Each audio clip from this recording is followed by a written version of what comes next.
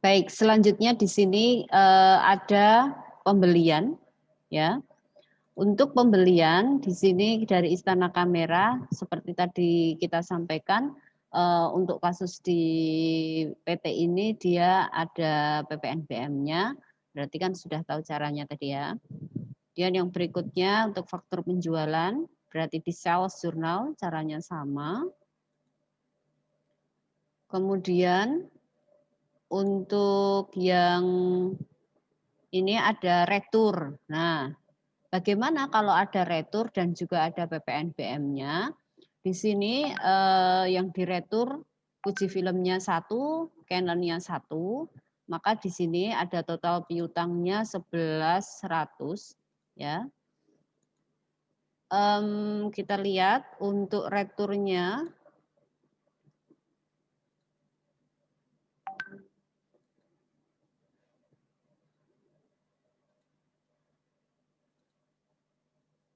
kita lihat retur kita catat di sini.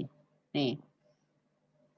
Sama seperti tadi bahwa PPNBM-nya digabungkan ke merchandise inventory. Terus kemudian kreditnya fed in. Kalau misalnya bingung retur penjualan tinggal retur pembelian dibalik aja, tinggal waktu pembelian kan merchandise inventory fed in, kreditnya account payable. Maka ketika retur pembelian ya berarti account payable, kreditnya merchandise inventory sama fed in, misalnya seperti itu. Baik, kita ke soal berikutnya.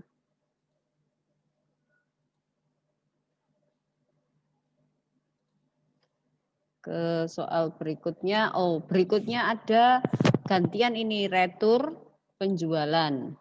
Nah, kita lihat kalau retur penjualan jurnalnya seperti apa.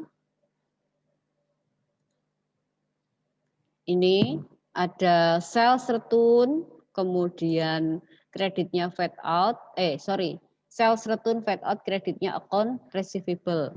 Ingat ini yang kadang lupa, kalau retur itu retur penjualan itu juga harus mengembalikan merchandise inventory sama CGS-nya. Ya.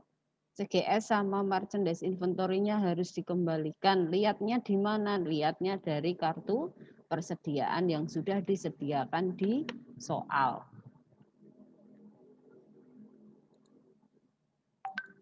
Sekarang kita lihat ke ini.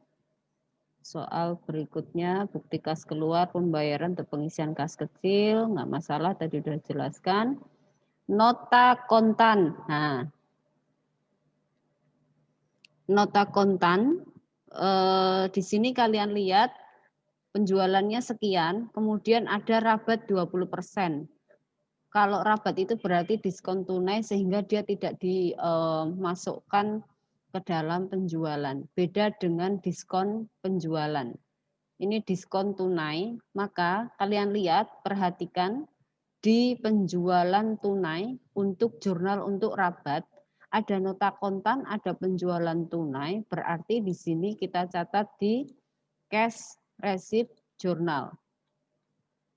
Di cash receipt journal, perhatikan di sini sales atau penjualannya, ya, penjualannya, uang kasnya seperti yang di soal kan dia menerimanya 32.313.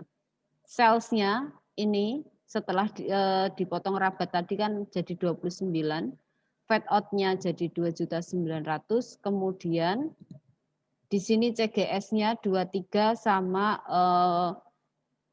merchandise inventory-nya sekian. Tinggal nanti lihat di kartu persediaan. Dilihat di kartu persediaannya dia di transaksi tanggal 23 ini jumlah yang keluar berapa. Kayak gitu. Sekarang kita lihat lagi di soal. Kita lihat lagi di soal kas kecil, nggak masalah ya, voucher kas kecil. Ini pelunasan juga tadi sudah dijelaskan, penjualan itu penjualannya bursa kamera kepada Hima Kemzon, berarti ini faktur pembelian, faktur penjualan tadi juga sudah, voucher kas kecil, penerimaan piutang gampang.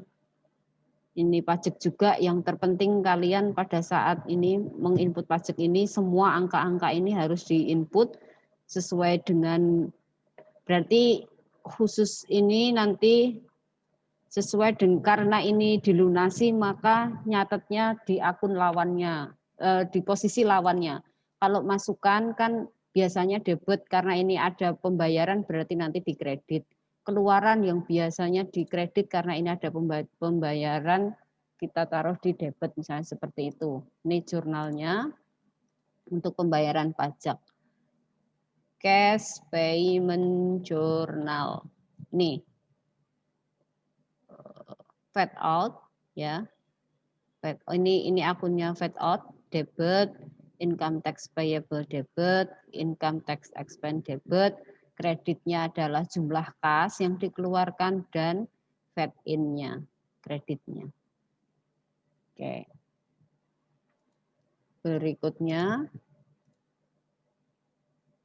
ini pengambilan untuk keperluan pribadi, drawing atau prefer, penerimaan bunga atas dividen tadi juga udah, tadi dividen revenue. Oh, sorry.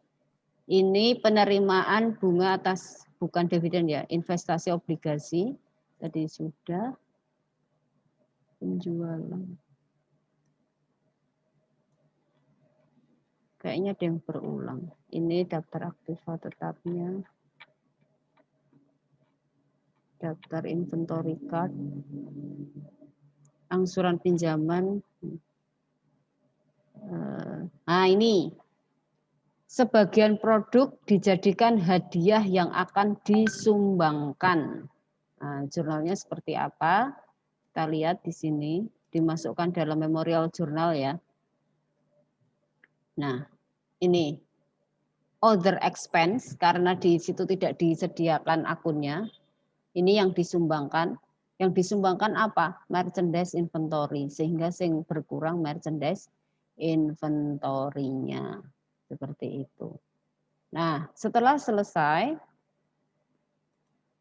ya. Setelah selesai jurnal, saya ingatkan kembali, semua jurnal harus dijumlah. Jumlah itu nilainya satu jurnal, kalau yang scoring terbaru satu jurnal itu hanya menjumlah ini nilainya 4.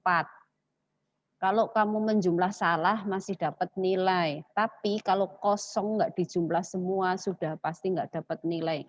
Bayangkan yang nggak dijumlah ada 5 jurnal. 5 jurnal dikali 4 20. Sudah kelong 20. Ya kalau berarti tinggal 80. Ya kalau jurnalnya betul semua, padahal untuk kompeten nilainya harus 75.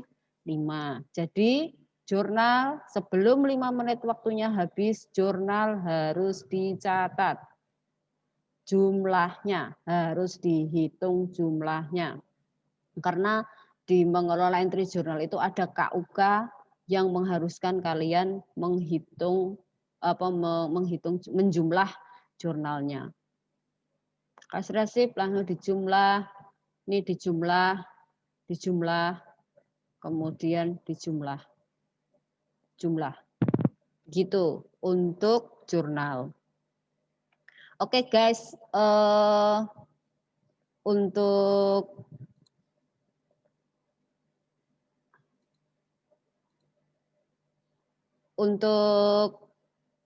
jurnal saya kira itu